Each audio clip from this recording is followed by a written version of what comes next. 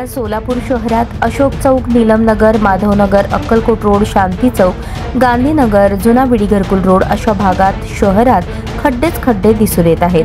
वाहनधारकांना खड्डे चुकवण्यासाठी तारेवरची कसरत करावी लागत आहे.